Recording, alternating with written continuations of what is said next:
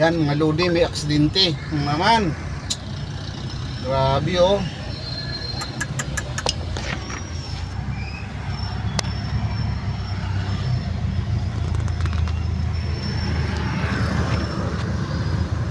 Oh, grabe yung motor na naman mga lodi.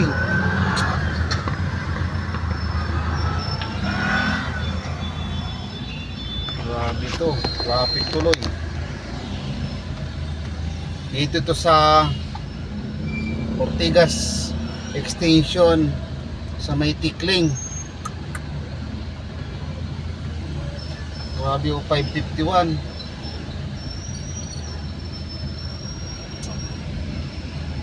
Grabing aksidente to oh. Patay maluli oh. Kawawa. Nabangga ito malamang. Oh. Yan, nabangga ito. Kawawa talaga. Oh. Kawawa oh mga luli oh. Dapang dapa.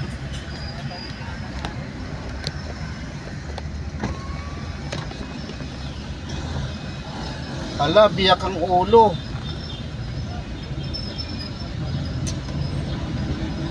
Sobrang traffic. Ano ba yan? Anong nangyari doon? Nabiyak ang ulo niya. Mga luli. Oh. Babae. Dalawa yung na-aksidente. Magkasangkas yata yun. Biyak ang ulo, patay na. Kasi tingin ko yung helmet niya ay nabasag yung yung visor. Tapos naka half face lang yata yung helmet nun. Malamang tumama yung niya, yung noo niya. O yung noo niya ang tumama eh. Kasi nabasag ang noo niya eh. Ayun o, sobrang traffic. Yan, dito ito sa may packet ng Antipolo sa Tikling.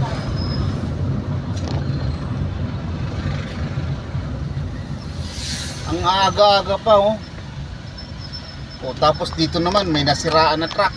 O ayan. Kaya sobrang traffic talaga, grabe.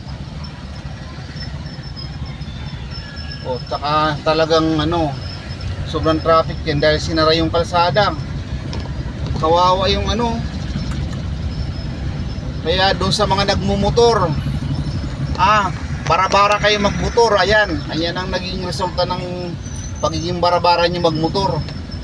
Parang akala ninyo meron kayong sandaang buhay na kapag namatay kayo babalik uli. Singit kayo ng singit, overtake kayo ng overtake. Hindi nyo iniisip yung kaligtasan ninyo at pati yung ibang tao hindi nyo iniisip. Ang pamilya nyo hindi nyo rin iniisip eh.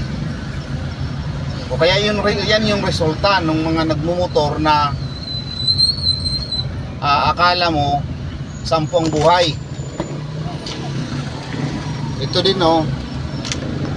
O yan, puro counterflow ng counterflow. Yan oh, mga motor nagka-counterflow sila. Oh.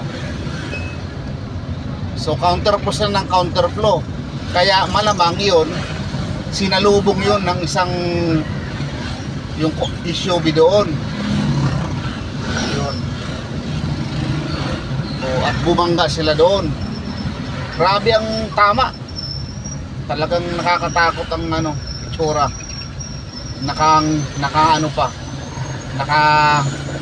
Nakabuka ang bunganga. Grabe siguro ang sakit na naramdaman nun. Pero tingin ko patay agad yun kasi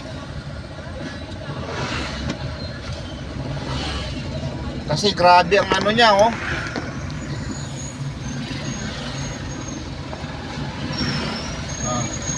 O doon sa mga nagmumotor, ingat kayo mga lodi. Nako, kayo din pag nagmumotor kayo kailangan alerto kayo lagi. alerto yung kamay ninyo pag nagpreno, alerto yung mata ninyo. Huwag kayong napapansin ko sa mga nagmumotor. Kahit na nandyan na yung kotse, hindi yan hihinto eh. Iiwasan lang, pipituhan ka niyan. Nakala mo sila yung hari ng kalsada. O ayan ang resulta ng pagiging barahula ninyo magmaniho. O sino pang susunod dyan? Baka yung mga iba dyan na balahura din magmaniho ng motor, baka gusto nyo rin sumunod doon. Hinihintay lang kayo. Darating din sa inyo yan. Kung ganyan kayo magmaniho, eh malamang. O kaya mga kapwa ko nagmumotor, huwag kayong bara-bara magmotor. Mag-iingat kayo lagi. Kapag may kotse na huminto o kakanan kakaliwa, huminto kayo para mapagbigyan. Hindi yung kayo pang tatanggihin ng mga nakakotse. Paano kung yung nakakotse o kaya naka-SUV ay siraulo din at tutuluyan kayo? Sinong kawawa? Kayo, di ba? Kaya itong mga nakamotor na ito, hindi kayo madadala hanggat hindi kayo na-aksidente. Dahil wala halos karamihan sa inyo, hindi ko na lahat, karamihan sa inyo lang na nagbumotor, walang disiplina sa kalsada, walang alam sa traffic rules and regulation. Kahit naka-double yellow lane, pumapasok kayo eh, nag-counterflow kayo. O kahit solid lane, nag-counterflow kayo. Kaya yun ang napala ninyo ngayon ng mga nagmumotor.